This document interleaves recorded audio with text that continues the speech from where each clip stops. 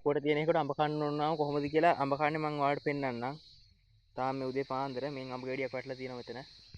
මේ පේනවනේ කකුල් පාර. කකුල තියලා තල්ලු කරපු පාර. පේනවනේ.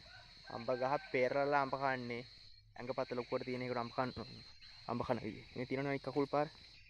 ගැම්ම තියලාලු පාර.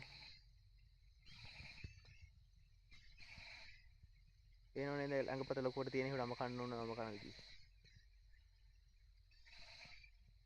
ගහ පෙල්ලලා කන්නේ මේ වැටිච්ච ගෙඩි ඔක්කොම එහෙනේ කාලා තියෙන්නේ.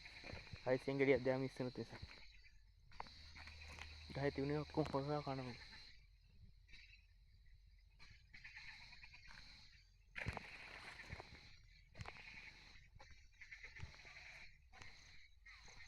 අඹ ගහ බිඳලා තියෙන තැනකට.